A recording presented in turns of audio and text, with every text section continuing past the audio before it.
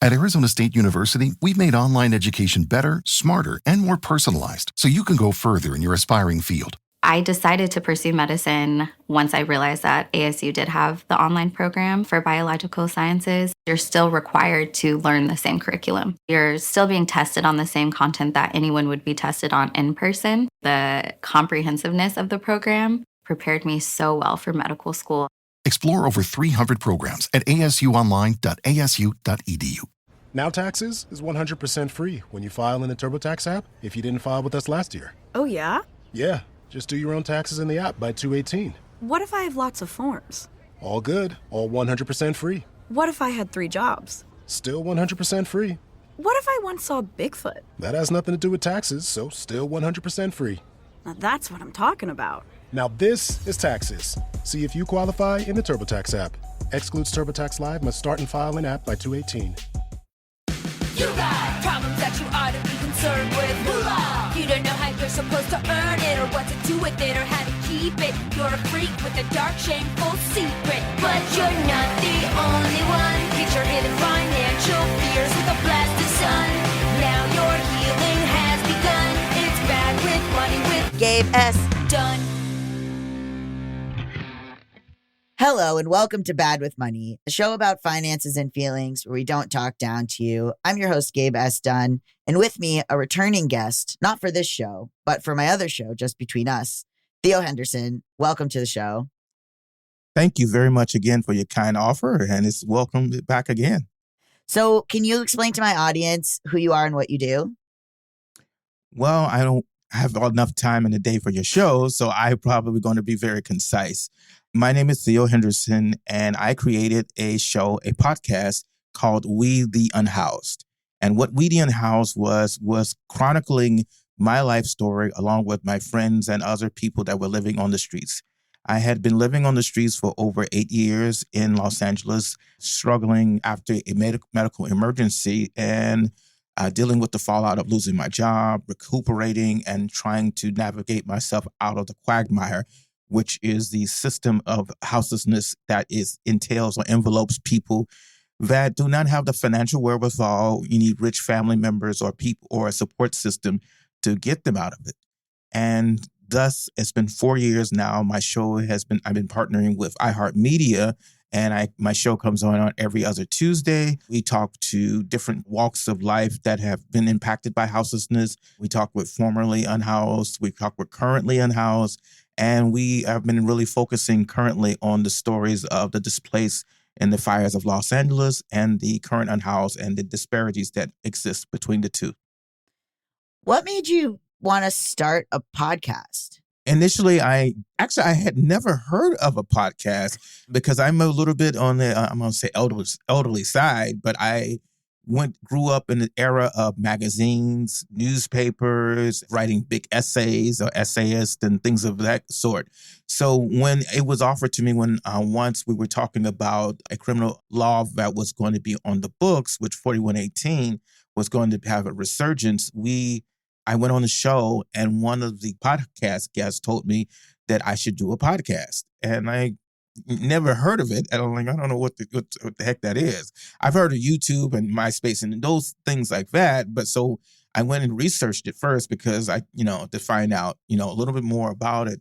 And then when I learned how this was very impactful as an exceptional vehicle at this time in our society, when newspapers and magazines are on the wane, I decided to create We The Unhoused because I'm like, what better way to getting the stories and the source from the stories that mainstream media overlooks or politicize or demonize the vulnerable communities, and without them being able to have a fighting chance to speak their stories and show the empathy and the humanity of the people. And thus, we're at 4 years of We The Unhoused, and I'm very proud that this is something I had the thinking cap to keep going. So you mentioned the fires, and I follow you and I follow other people who were working with communities during that time. And you also mentioned the being overlooked. And it's very interesting the way that the media portrayed the fires, because there was a lot of talk about, oh, these are just rich people, who cares? And I think that oftentimes when that happens, we don't think of, there's unhoused people everywhere. Yes. Like everywhere. We don't think about that. I wrote in my book an interview I did with a writer named Nona Willis-Aronowitz, where we were talking about how generations are defined by the middle class and upper class people of that generation. Mm-hmm. So they'll say, oh, the hippies, oh, the 80s were about greed, but poor people and unhoused people are always poor and unhoused. They're never like part of a generation or part of like a story. So when most people, quote unquote, maybe in the Palisades are this type of person, nobody is like, and so everyone's like, whatever, they deserve it.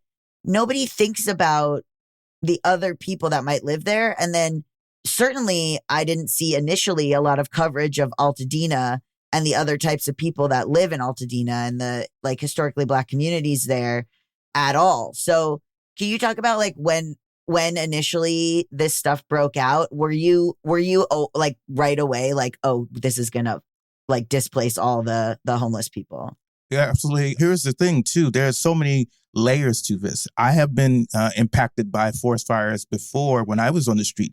And one of the things that people forget, unhoused people don't have places to corral to fight off the overpowering smoke and ash and the air quality. They have to endure it more so than people who are recently displaced, because they can go into a hotel, they can get the air filters, they can get all of the accoutrements that are necessary to sustain themselves in a closed environment that can protect them at least for a time. What happened is in my current episode where I have an unhoused resident who was literally living across the street where the fires was, panicked, she's disabled, she has pets, and it is not the navigational system for them to move is not as expeditious as people that can get in their car. And even then, those people that were in cars, they were in a log jam. They were packed up.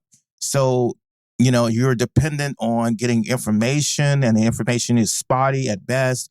And you are in a state of what I said is like paralysis because of the fact that many unhoused people are living in areas near forests. Give you a case example, the residents that were living in El Monte, when I covered that for a show, there are still people there, but they are impacted by fires and, because they are living in wooded areas. Who goes out there to help them? Who goes out there to help them evacuate? And how do they do it? And one of the things that was missing is there was no conversation. There was no even thought to do that. It was mostly when these fires were going on, I received reports from unhoused people who were trying to shelter in place or shelter in a different location of them being swept. And that was very infuriating to me. Here you have a grand emergency that's affecting all types of people, inside and outside, and you deemed it necessary to go to unhoused people's spots and to remove their belongings and create them now not a sense of hopelessness, but sending the implication, the unspoken message that no matter what crisis or no matter what emergency happens, we're still going to take your belongings. We're still going to criminalize you. So that message also caused a lot of disharmony and a lot of unsettlement among the current unhoused. Now, I also want to point out, too, one of the things that Pacific Palisades failed to mention with the rich community, there were people that are housed and secure that work for these rich people. There are people that have mom and pop stores. There are people that are living in the communities that are maybe 1 or 2 paychecks away. Not everybody in Pacific Palisades is rich. They have to live near, most people live near their work, or they are in situationships that are not stable at best. And when they lose their house and things, now they've lost employment, they lost their building, homes. Most of the financially secure can create another house, or they can go and live in another area until things clear up, and then they can come back and create a new mansion or whatever they need to do in order for them to carry on with their lives. It has been always, when my show I have learned, for example, with the Hurricane Katrina, the disaster over North Carolina, currently now with the fires here, not everybody is going to be resettled. And most of the honeymoon phase of people having empathy and sympathy is going to fast dry up. and people are still going to be out on the street, and they're going to be susceptible to the criminal laws against houselessness in this country.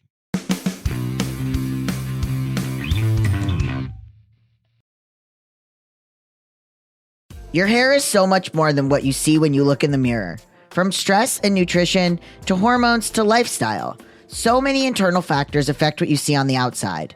With Nutrafol's science-backed, whole-body approach, nourish growth from within and achieve your best hair yet. Nutrafol is the #1 dermatologist-recommended hair growth supplement brand, trusted by over 1 million people. See thicker, stronger, faster-growing hair with less shedding in just 3 to 6 months with Nutrafol. Physician-formulated with 100% drug-free ingredients, Nutrafol supports healthy hair growth from within by targeting key root causes of thinning: stress, hormones, aging, nutrition, lifestyle, and metabolism through whole-body health. While many supplements rely solely on ingredient studies, Nutrafol clinically tests final formulations to ensure their efficacy. In a clinical study, 72% of men saw more scalp coverage after taking Nutrafol Men Hair Growth Supplement for 6 months, and 86% of women saw improved hair growth after taking Nutrafol Women Hair Growth Supplement for 6 months. Building a hair growth routine is simple. Purchase online, no prescription required. Automated deliveries and free shipping keep you on track. Plus, with a Nutrafol subscription, you can save up to 20%. You'll have access to free naturopathic doctor consults, and a Headspace meditation membership is included. Start your hair growth journey with Nutrafol. For a limited time, Nutrafol is offering our listeners $10 off your first month's subscription and free shipping when you go to Nutrafol.com and enter the promo code BWM. Find out why over 4,500 healthcare professionals and stylists recommend Nutrafol for healthier hair. Nutrafol.com, spelled Nutrafol.com, promo code BWM. That's Nutrafol.com, promo code BWM. I was looking for a day job. As you guys know from listening to this show, making money consistently is really important, and it's really scary when it's not happening. And so I was looking for a job, and I was looking all over. I was going to places. I was trying to do that old school thing of maybe you just leave a resume at the smoothie shop. I don't know. But I found my job so easily using Indeed. And I actually recommended Indeed to other people to use. When they come in and they say, oh, how can I work here? I say, I actually found the job on Indeed. So go look at Indeed, because that is literally how I found my job and applied and got hired. When it comes to hiring, Indeed is all you need. Stop struggling to get your job posts seen on other job sites. Indeed's sponsored jobs help you stand out and hire fast. With sponsored jobs, your post jumps to the top of the page for your relevant candidates, so you can reach people you want faster. And it makes a huge difference. According to Indeed data, sponsored jobs posted directly on Indeed have 45% more applications than non-sponsored jobs. One of the things I love about Indeed is that it matched me to the right job. It showed me exactly the types of jobs I was looking for. I was able to parse through. I was able to see the locations. I was able to see the requirements. I was able to apply. I don't know how I would have done it without Indeed, truly. And it obviously allowed this business to find the right people, aka me. With Indeed sponsored jobs, there's no monthly subscriptions, no long-term contracts, and you only pay for results. How fast is Indeed? In the minute I've been talking to you, 23 hires were made on Indeed, according to Indeed data worldwide. There is no need to wait any longer. Speed up your hiring right now with Indeed. And listeners of this show will get a $75 sponsored job credit to get your jobs more visibility at Indeed.com/badwithmoney. Just go to Indeed.com/badwithmoney right now and support our show by saying you heard about Indeed on this podcast. Indeed.com/badwithmoney. Terms and conditions apply. Hiring, Indeed is all you need. New Year's resolutions are so hard to follow. I argue that we should probably just make these resolutions at any other time during the year when it's less stressful and there's less pressure on them. But if you have a specific resolution that you want to stick to, that you feel is like within your grasp, that isn't like so far-fetched, then I guess New Year's is as good a time as any to do it. Especially with money, because that stuff is like, you just need a kickstart, and it's really not that hard to do. It's really not so far off. If you have a big goal, only 8% of people stick to their resolutions all year long. But let's say there's a little goal that's a little more automatic, like Acorns. With Acorns, you can lock in years and years of healthy money habits in just 5 minutes. That's all the time it takes to open your account and start automatically saving and investing your money so it has a chance to grow. Automatically. That's key for one of those little resolutions. That's right. Today's episode is sponsored by Acorns. Acorns makes it easy to start automatically saving and investing so your money has a chance to grow for you, your kids, and your retirement. You don't need to be an expert. Acorns will recommend a diversified portfolio that fits you and your money goals. You don't need to be rich. Acorns lets you invest with the spare money you've got right now. You can start with $5 or even just your spare change. You don't need a ton of time. You can create your Acorns account and start investing in just 5 minutes. You don't need to feel like financial wellness is impossible. Acorns gives you small, simple steps to get you and your money on track. Again, what a good time to go for a resolution that isn't like climb Mount Everest, you know what I mean? Basically, Acorns does the hard part so you can give your money a chance to grow. As far as personal experience, you guys know that I've been up and down with investing. I've just gotten back into it with a very small amount of money. It really does matter. Watching it grow even a little bit is huge for me. And if you do start doing it, I mean, we would truly be on a better path financially than most people. Don't let it get you down that you're like, oh, it's just a small amount of money. That is like such an achievement in this country, I promise. Head to acorns.com/badmoney or download the Acorns app to start saving and investing for your future today. Paid non-client endorsement. Compensation provides incentive to positively promote Acorns. Tier 1 compensation provided. Investing involves risk. Acorns Advisors, LLC, an SEC registered investment advisor. View important disclosures at acorns.com/badmoney.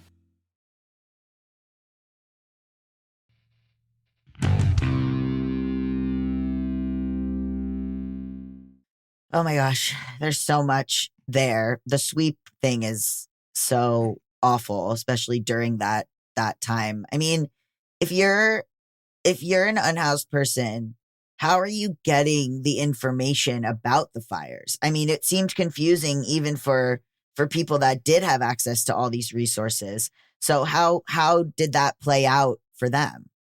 Well, it depends on the area. And it also because, most like, for example, the guest I had, she saw the fire going on and that caused a sense of disquiet, and a sense of panic.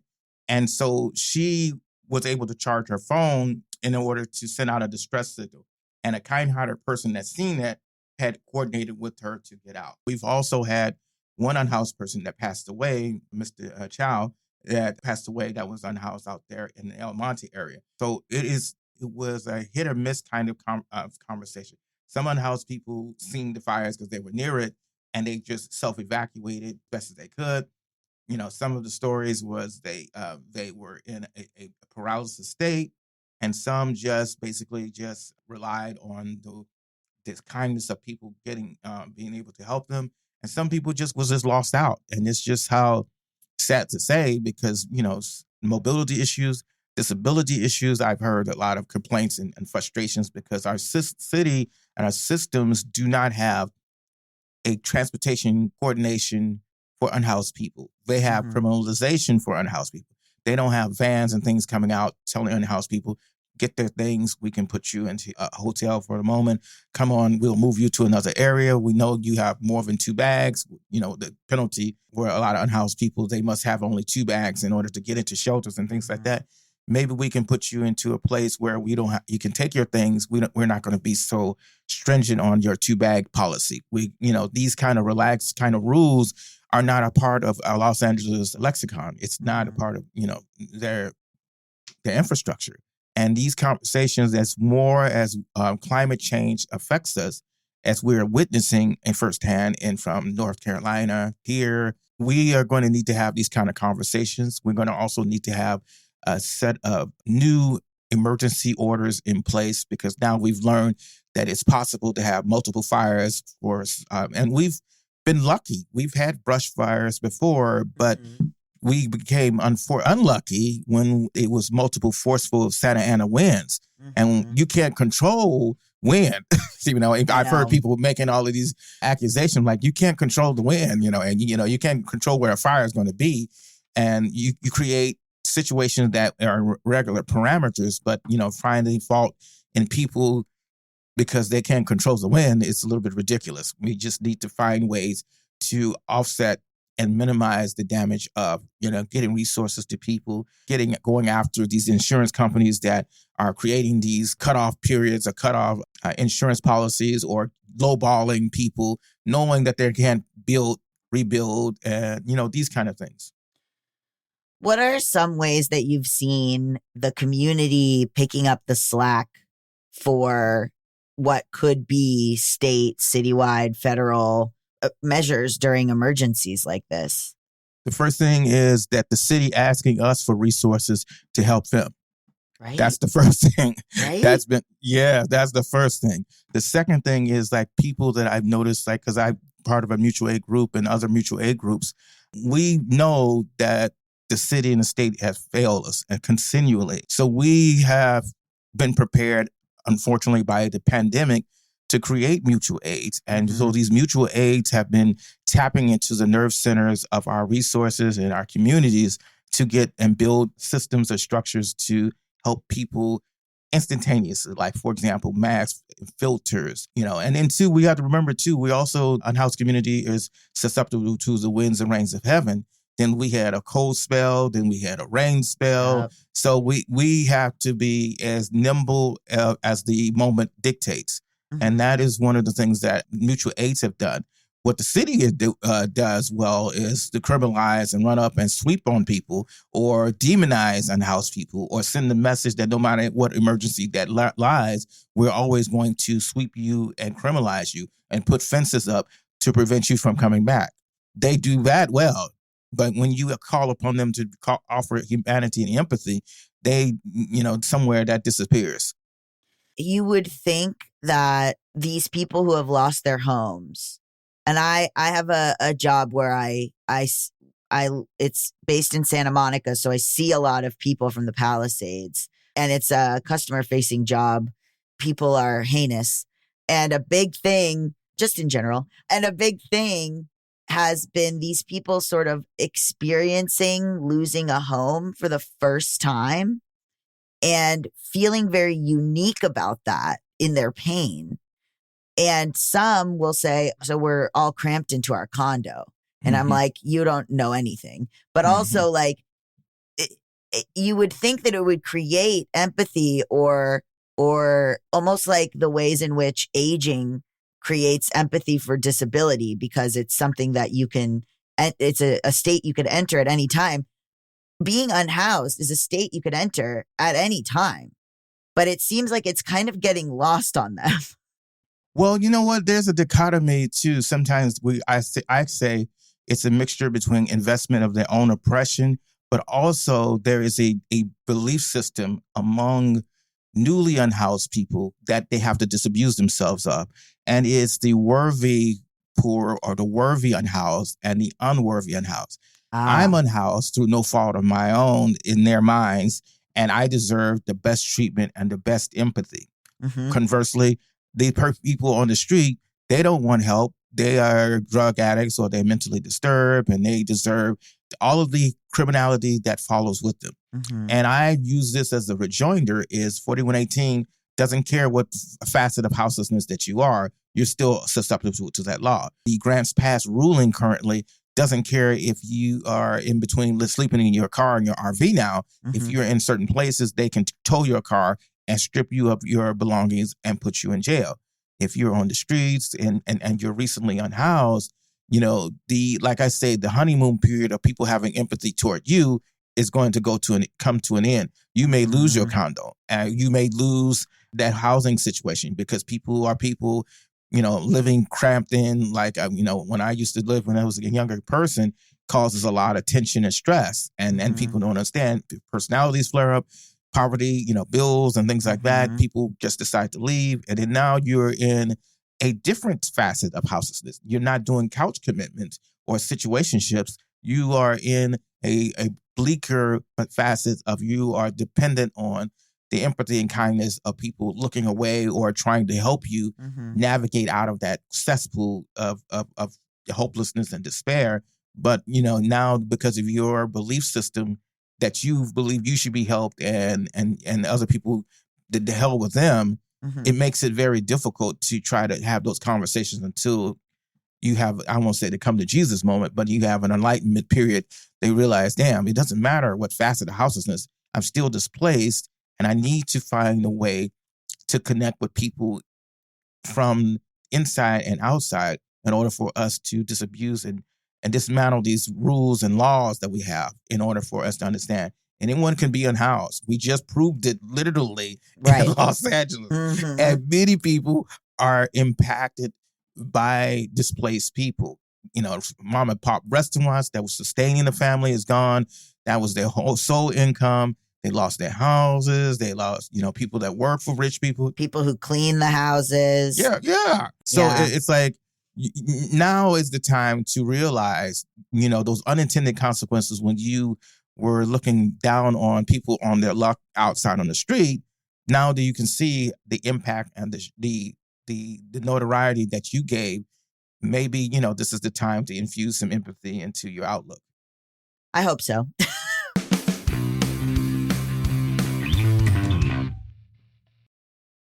Shopify is a global commerce platform that helps you sell at every stage of your business and sell more with less effort thanks to the Shopify Magic, your AI-powered all-star. Sign up for a $1 per month trial period at shopify.com/redcircle, all lowercase. Go to shopify.com/redcircle now to grow your business, no matter what stage you're in. Shopify.com/redcircle. This is your before and after story, where your first steps towards a new life-changing career begin. Southeastern College can take you there. We offer in-demand hybrid and online programs with hands-on training, led by in-field career professionals, and career services to put you on the path to a rewarding and fulfilling future. This is where your transformation begins. Southeastern College, your future is bright. Visit sec.edu to get started. Ladies and gentlemen, we are now boarding Group A. Please have your boarding passes ready to scan. If your phone is cracked, old, or was chewed up by your Chihuahua travel companion, please refrain from holding up the line. And instead, simply go to Verizon and trade in any phone in any condition from one of their top brands for the new Samsung Galaxy S25 Plus with Galaxy AI on Unlimited Ultimate and a watch or tab. Also, on them. Service plan required for watch or tab. Trade in and additional terms apply. See Verizon.com for details.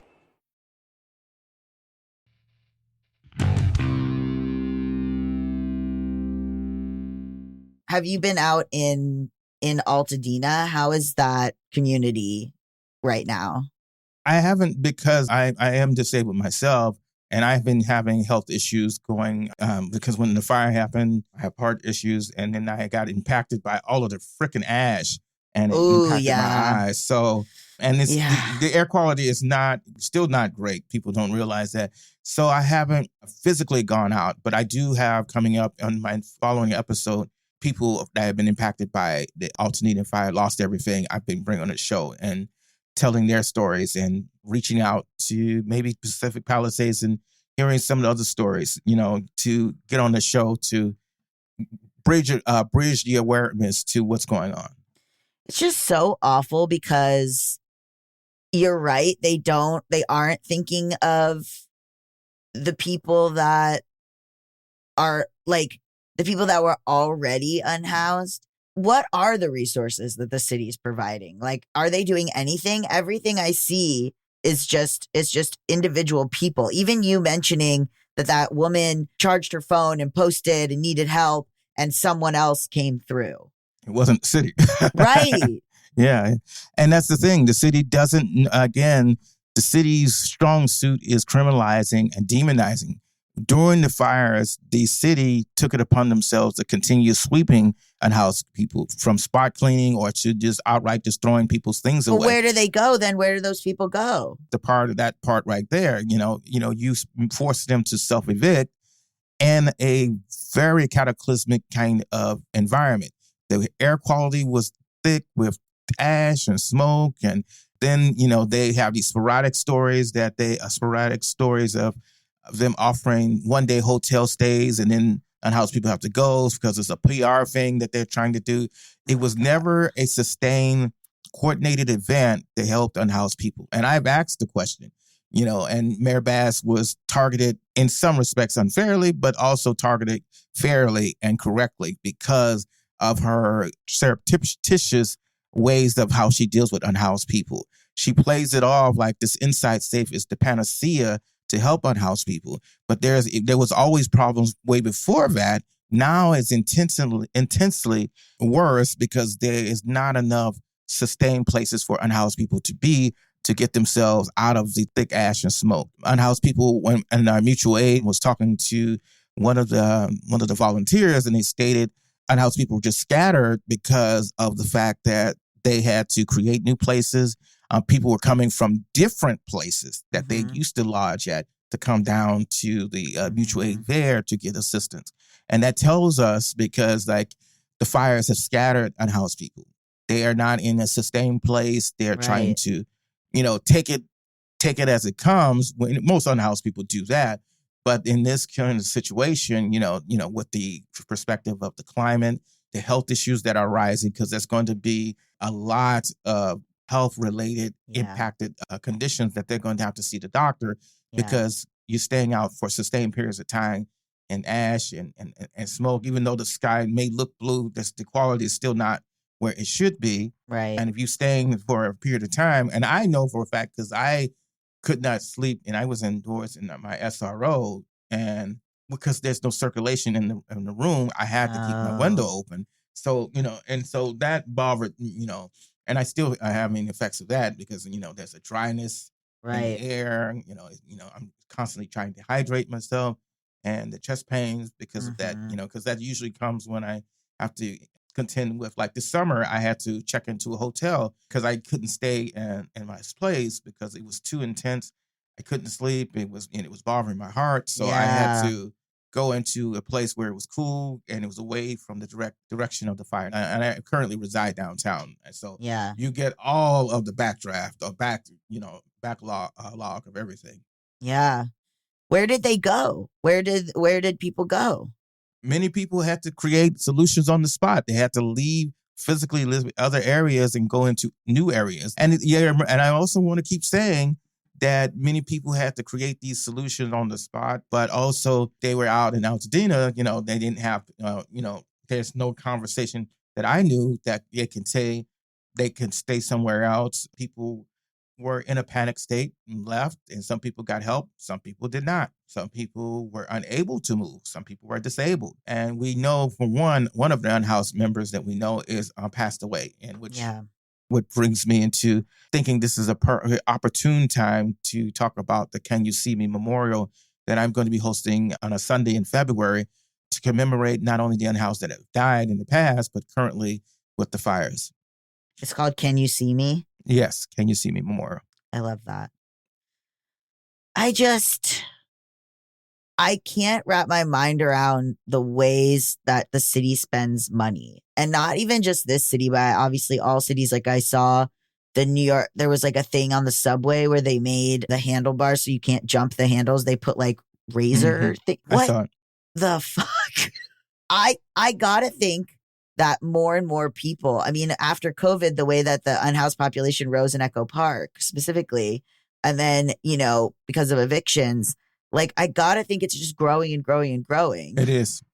And there's no move that I've seen to actually help. They have made a move to criminalize. They always are looking for ways to criminalize and make it not their fault. That is one thing that I can say that they do consistently well. And it's going to be because, since this is a formula that they feel is winning, that's all they feel like that they can do. Winning how? The person goes to prison, gets traumatized in prison, gets out of prison. Like, what? How exactly? But we forget too, those people that are prisoners fought in those fires to save people's lives. So, if that's not an oxymoron, I don't know what is. And then two, the conundrum that they face when they leave is they cannot apply for firefighter jobs because they have a criminal record. But yet we have a president who had over 34 felonies, but, I digress. No, you're spot on. It's like that Mr. Rogers thing of like looking for the helpers. And like, I definitely was seeing a lot of people coming out and helping, but it's that bittersweet thing of, wow, we really are just going to have to take care of each other. Yep. And that's where it is right now. And that's probably what's going to be in the next 4 years, particularly with the administration that we have, the indifference and the glee that many cities are creating these new anti-hostile, anti-unhoused sentiment. policies and laws. We're really going to have to think creatively how we're going to help unhoused people. There's going to a lot of be unhoused people in hiding. There's going to be a lot of backlash. We cannot not be silent for these things. We have to have, and I'm so grateful for iHeart for giving me a platform at this opportune time to make sure the lines of communication is open, that people can hear about what unhoused people are going to, their own stories, the different type of stories, the different facets of houselessness, and ways that maybe we're going to have to creatively come up with solutions on our own, because leaving it to the city and state, all of us will end up in jail for being unhoused or being poor. And the thing is, like, the whole idea of, well, this city, we don't have any homeless people in this city, let's say. Okay, where did you put them? But they created, and I wanted to say, because I stayed out in Santa Monica, they created policies that were so hostile to unhoused people there that's why they left. It wasn't because they had such a graciousness and empathy. It's just that's the reality. But that's not going to hold long, because, more, we just seen with Pacific Palisades. Newly unhoused people are going to be traipsing around in Santa Monica on the promenade.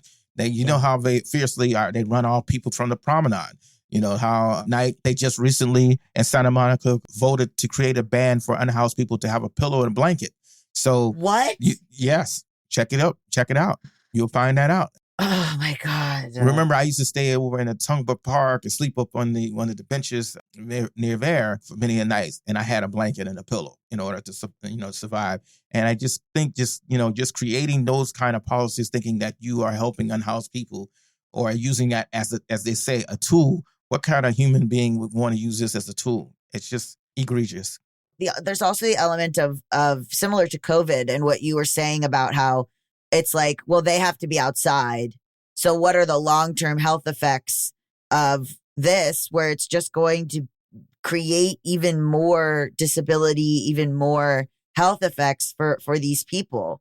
Yeah. It's so like, also you want to think that climate change, something like that, is like a great equalizer in that, oh, these rich people have lost their houses. Maybe they'll have some sort of empathy, or, there's some sort of climate change will affect us all because we're all human. So we're all going to experience hardship. But I do think that then it becomes a class thing anyway, where the rich people, like you said, will have the filters, will have the masks. Maybe they'll go live in some sort of underground bunker. I feel like we could even be at the end times and they would still be like unhelpful. Mm-hmm. It's not the equalizer that they acknowledge, but it's an equalizer in the respect that anything could happen, befall people. But the thing with it is, you have to have a sense of awareness and a sense of empathy to begin with to understand that. If you are resistant to empathy in the best of times, it's very hard to grab that, because it makes you examine how awful you were as a person when you had, resources. And many people don't want to think bad things about themselves or want to confront the uglier parts of their personality or who they are. And unfortunately, a lot of these people that created these policies or complained about other unhoused people and things like that, it's going to take a massive tectonic shift in the thinking of how they fall into the conversation of houselessness. Because most often than not, the conversation is advanced that most unhoused people don't want help, they're on substance abuse, they are mentally ill, and they deserve what they get. And it omits the increasing elderly population that's unhoused, the explosive number of children that are unhoused. These conversations, every time even in some of the movement circles, I've had the frustration of people always want to lead with alcohol or substance and mental health, because maybe that's the focus that they only focus on, but they don't realize this is a very vast conversation, and you keeping only focusing on that is doing harm, which we looked at with Altadena. It's not just class, it's also race, because look at the resources that was given to the white people that were displaced and lost, and look at the resources that was given to Altadena. And it bugs me when I hear some people in activism circles talk about it's not a race thing, it's a class thing. I said, you're either being willfully ignorant or, as Dr. King used to say, conscientious stupidity or willful ignorance. So I guess that's where I stand on the issue. Conscientious stupidity. I'm going to use that.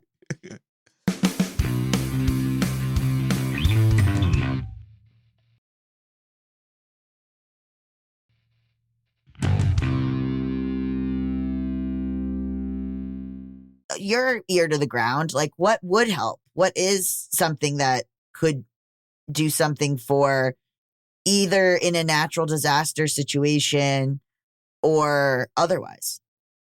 We need to start to create maybe hubs, which I think for particularly because the houselessness is not going away and it's exploding. We're just going to have to face reality that we're going to have to create fire places or places where disasters happen. We must have places and set of rules to go out and make sure unhoused people are safe.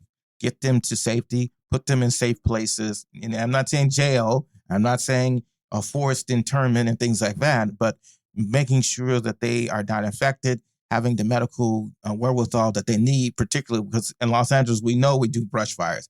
So it's not like a surprise when we do brush fires that we have, HEPA filters and things that they're going to meet the health issues that's going to arise. There are all type of things that's going to help. We need to have medical systems, centers, because we have so much greed now that, most unhoused people can't go to regular emergency rooms because they either turned away or ashamed or are the last to be treated or not taken seriously. So we're going to need to have an influx of that kind of help, and that kind of training needs to start to take places in schools and medical centers.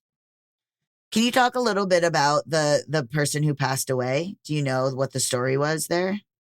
Well, the details are a little sketchy, but I could tell you that the gentleman went by the name Kevin, and he was, I did an episode about the El Monte, and I will just talk a little bit about that, and I'll bring and fold Kevin into the conversation.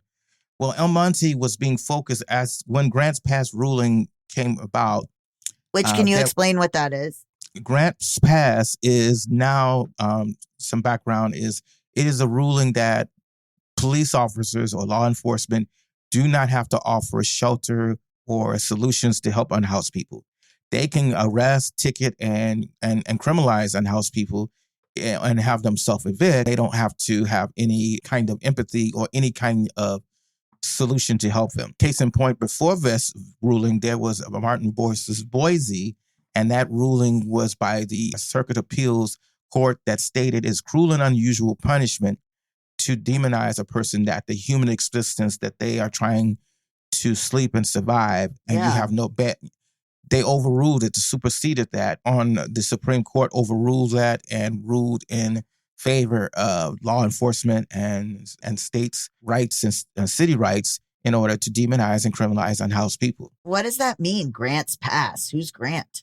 Grants Pass was a Grants Pass ruling in Oregon where they were annoyed with unhoused people staying in Grants Pass, and they wanted to do something about it. So they challenged the rule and law with Grants Pass, and Grants Pass ruling passed unanimously with the Supreme Court blessing. I believe it's, was it 6?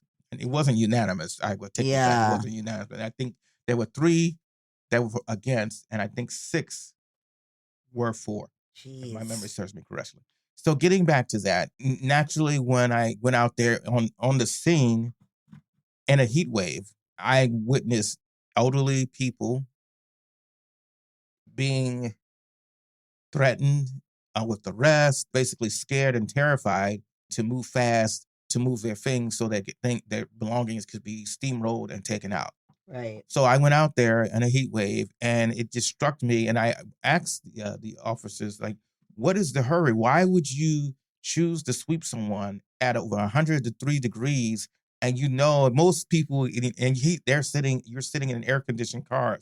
People can have a heat stroke. The terrain was not welcoming. It was like this major incline. It was very difficult for me to traverse it. And I'm not saying I Jesse Owens, and I was in top athletic shape. But I knew I was having a hard time. I said, there is no way that you're going to have someone move in 10 minutes and 100 and something degrees Right. to move all of their belongings.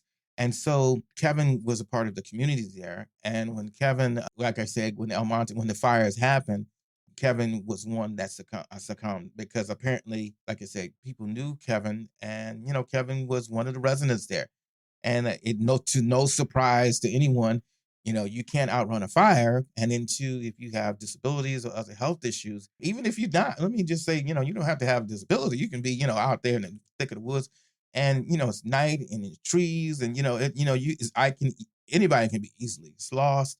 And then, like, Kevin lost his life. Yeah, that's devastating. Yeah. Because it's preventable. Yeah. You're right about the word worthy, that people are so hung up on worthy. When people come in and they're like, oh, I lost everything. I'm like, did you? Like, I talk about this a lot, and I don't think that this was Alan Moore's intent, but there's a quote in The Killing Joke, which is, I actually don't know if it's Alan Moore. The comic book nerds are going to come for me. But the joke. The Joker and Batman. Yeah, the Joker says, all that separates me and you is one bad day. Mm-hmm. And I think about that all the time. Mm-hmm. Because these people are having their one bad day, and they don't really even seem to realize that like their idea of losing everything is not even close. But you do have to feel empathy for them, because it's just going to create more inequality, whether or not through them, but you're right, through the destruction of neighborhoods where people work. Where are those people are they gonna get loans from the government? Or is there gonna be some sort of emergency FEMA assistance? Like, probably not. But I'll add to that too is, are they going to have the financial strength and success, even if they do get help, that's going to be able to sustain them out of this situation? Some of the people that are getting FEMA are not getting paid the right amount, or not getting paid sufficiently, or they are paid for a certain period of time, and then they're being ejected out of hotels. So when we say, this is not going away, the empathy train will probably dry up. But one of the things that we need to understand is, this is going to impact people from all walks of life that are not financially wealthy. Yep. But also we're hanging by a thread or a paycheck, that don't have jobs now. Now they're going to be in a hostile work environment now, or they're going to have to navigate going to school, what the children going to go to school at, where their family's going to get medical treatment, or medical services now that they don't live in an area, or all of these things are going to come into view now, and they're going to have to contend with it. And we're going to see for the next few years how, well, the administration, we already know where we're headed with that, but how our community is going to have to come up with creative solutions, and they're going to have to rally or have maybe political education on understanding where we land in this nasty storm that's called capitalism. And an actual literal storm, because I think it's going to create, climate change is just going to create more and more issues like this. Absolutely. I mean, what do we do? Like, if someone's listening to this, what can they do? That's a good question. What can they do?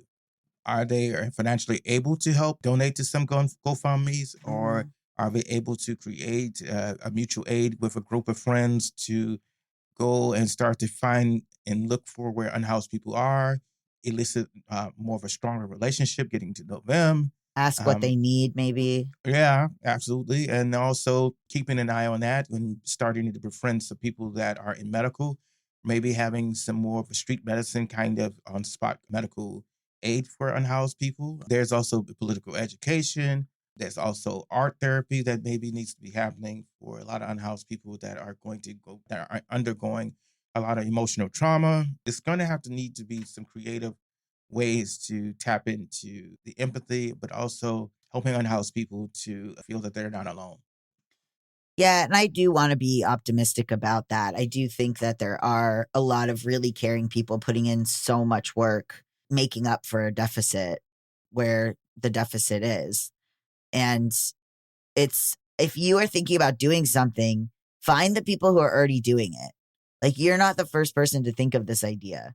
So find the people that are already doing it, that have a lot of education in what people need. Because we were seeing some stuff that was like, that's so great that you're donating all of this, but you don't like ask some people what is actually useful.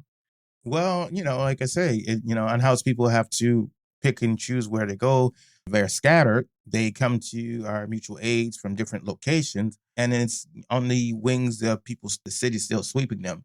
So where it basically stands is they are at tiptoe stance, and they are trying to navigate a new reality.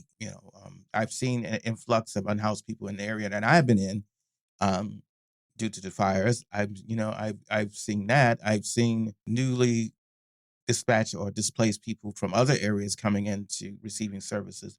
So you're going to see a lot of spillover from different communities that were formerly communities. Now, I can't speak about the Altadena one coherently because I haven't been out there yet. Eventually, I will be doing that. But, for now, I'm doing a lot of things, which understandably, I don't expect many of the guests that are being impacted there to be able to come in physically to the studio. So we have to remember that. So I'm trying to creatively do Zoom interviews and things like that so they can be able to still get their story out, but also not add more stress and burdens on them as well. And how are you? You were affected by the ash and the smoke and everything. What's been like your... Well, I'm still, it's I can definitely feel the lingering effects because before fires, I didn't have like a drier nasal passage, and the throat, I can literally feel the elements of that. So, having to drink more water, making sure the nasal passages are wet or moist or not as dry because it makes an impact on everything. And my chest has dissipated with the heart problems I had earlier in the throes of the fire. So I've been, again, trying to not push it, because, I'm not top star athlete anymore. So I have to, calculate what I do and where I go and also change with my eating habits because I love to eat, but I have to be very careful that not overindulge and be going up to the upper room. So I need to. So I've been doing that. So yeah, I feel similarly where it does create. I do feel it in my throat. I've been in LA for years and I haven't ever really experienced a thing where I leave my job to go to Dunkin' Donuts and I'm coughing. Mm-hmm. Well, thank you so much for coming on and for talking about this and for, I hope, enlightening people who either thought these fires just affected one type of person or who have never had the secondary thought of there's no unhoused people here. Where did they go? So if you want to know more about that, you should listen to We The Unhoused. You should join the Patreon for We The Unhoused. Where else can people find you and learn about your work? Well, also my Venmo is much easier but also you can find me on Instagram, We The Unhoused. I have an independent one as well, Theo Henderson, but also I have Patreon for We The Unhoused as well. So I'm either in one of the both. So please reach out if you have any stories or any unhoused people that have been impacted by the fires or and such that want their stories out. I'm more than willing to lend a microphone for them and an ear to get their stories out. Thank you. Bad with Money with Gabriel S. Dunn is a production of Noted Bisexual, produced by Melisa D. Monts and Diamond MPrint Productions. Edited by Diane Kang, post-production sound by Coco Llorens, production assistance by Melanie D. Watson, and music by Mike Kaplan, Zach Sherwin, and Jack Dolgen, sung by Sam Barbera. Thank you, love you, bye! You're a startup founder. Finding product market fit is probably your number one priority. But to land bigger customers, you also need security compliance. Obtaining your SOC 2 or ISO 27001 certification can open those big doors, but they take time and energy, pulling you away from building and shipping. That's where Vanta comes in. Vanta is the all-in-one compliance solution helping startups get audit ready and build a strong security foundation quickly and painlessly. Vanta automates the manual security tasks that slow you down, helping you streamline your audit. The platform connects you with trusted experts to build your program, auditors to get you through audits quickly, and a marketplace for essentials like pen testing. So whether you're closing your first deal or gearing up for growth, Vanta makes compliance easy. Join over 8,000 companies, including Y Combinator and Techstar startups who trust Vanta. For a limited time, get $1,000 off Vanta at vanta.com/simplify. That's VANTA.com/simplify for $1,000 off.